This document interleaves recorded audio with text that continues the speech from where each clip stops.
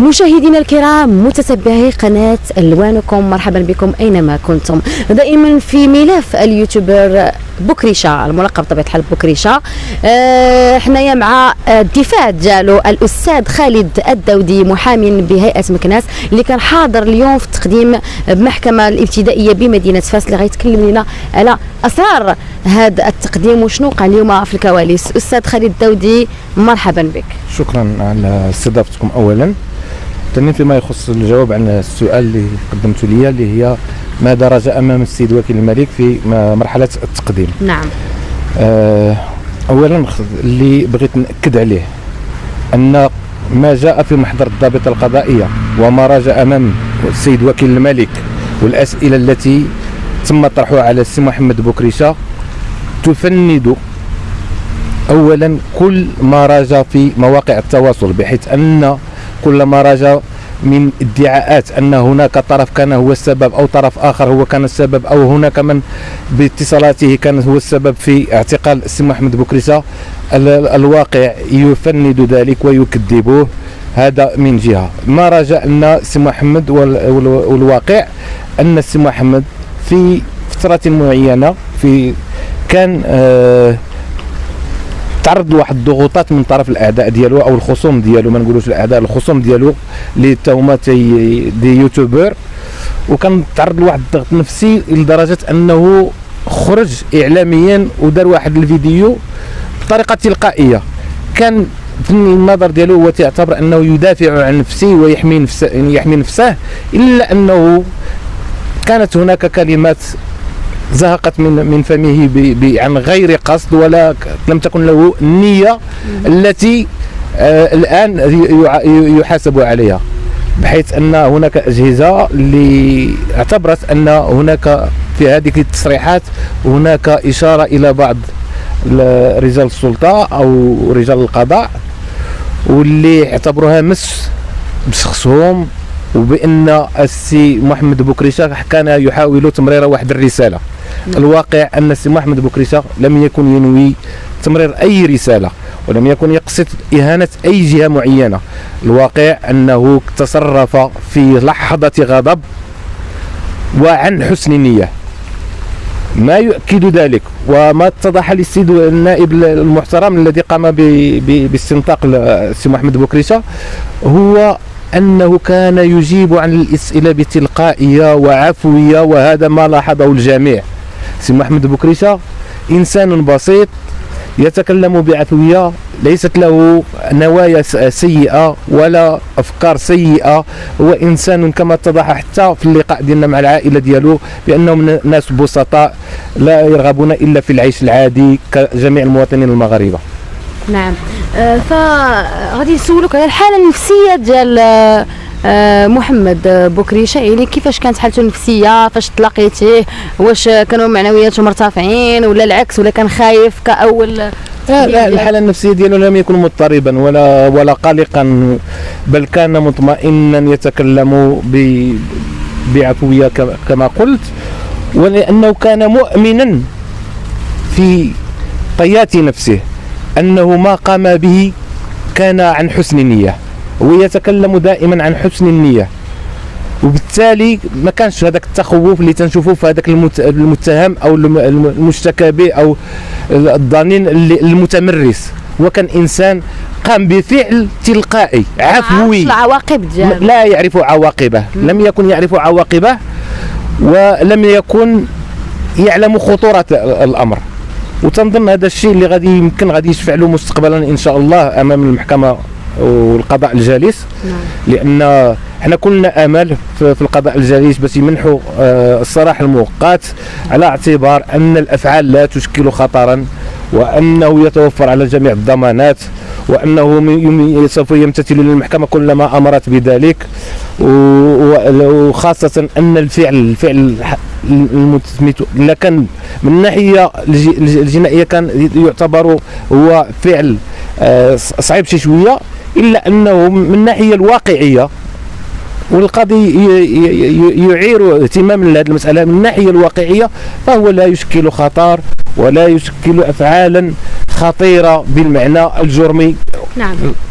نعم. أستاذ عودة للشق القانوني، كانت هناك بعض اللي نقدروا نقولوا بحال وقفة كانت أمام المحكمة غتكون لاحظتيها، كان فيها واحد النوع ديال الشعارات، كان هناك لافتات، كنظن يعني قانونيا هل يسمح بهذا النوع ديال الوقفات أمام المحكمة، خصوصا اللي هكا مفاجئة ما عرفناش واش مرخصة ولا لا؟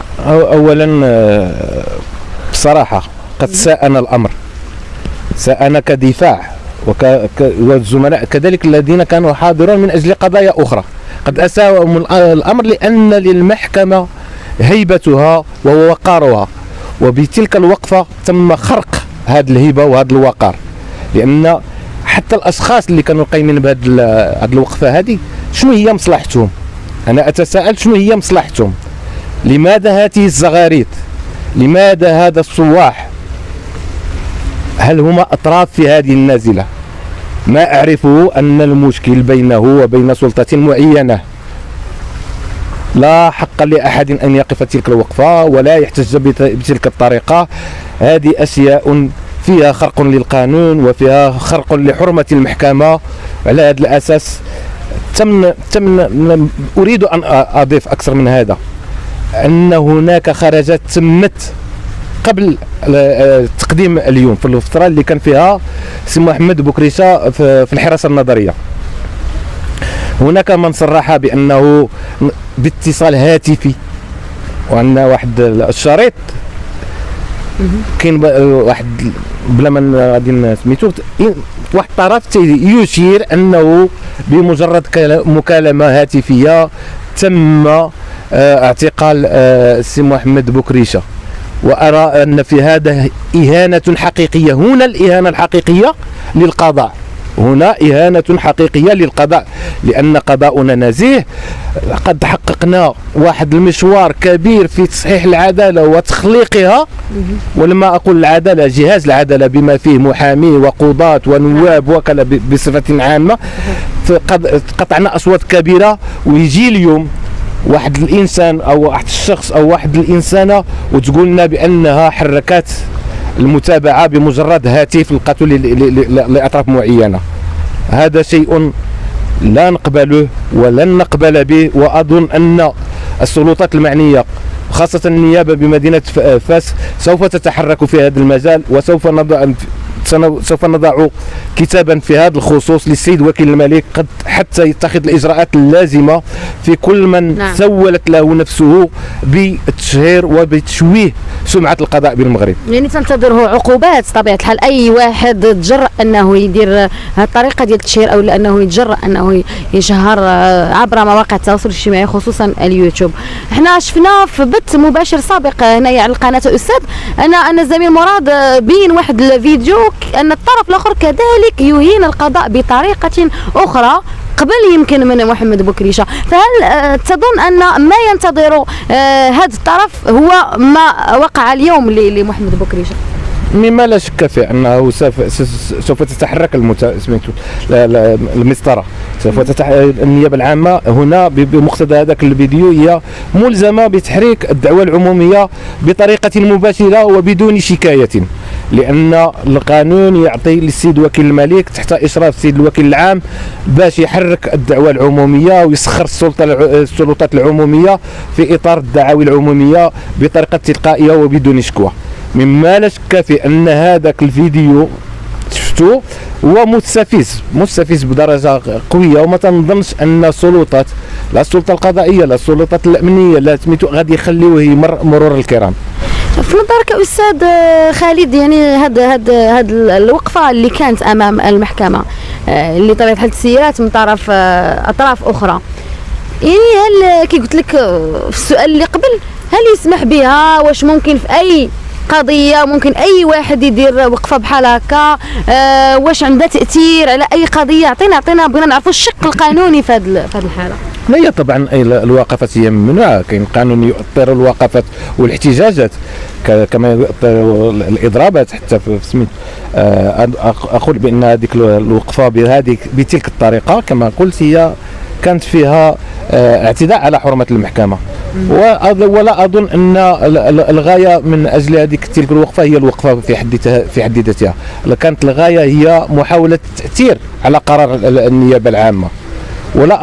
وبالرغم من اعتقال السي محمد بوكريشه راه ما كاينش شي اثار قامت هذيك يعني نتيجه هذاك الوقفه ولا هذه راه بعيدا عن كل بعد.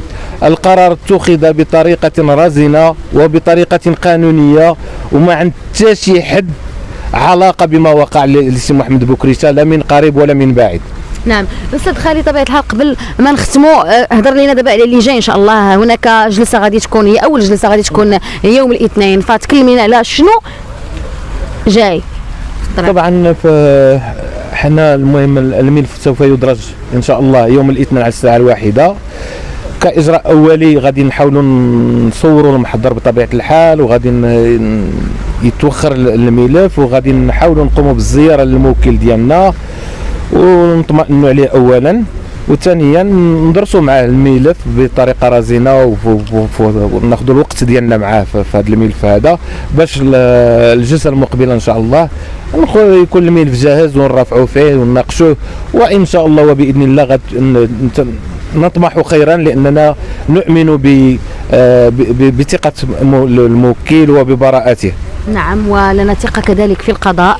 نحن نبحث عن الحقيقة كيف ما قلنا دائما. أستاذ كنشكروك بزاف حيت خديتي من وقتك وحيت عطيتي الملف وقته وعطيتيه، خدمتيني من كل قلبك. شكرا بزاف أستاذ داودي. مشاهدينا الكرام، نحن سنتابع طبعا أطوار هذه القضية. إلى اللقاء.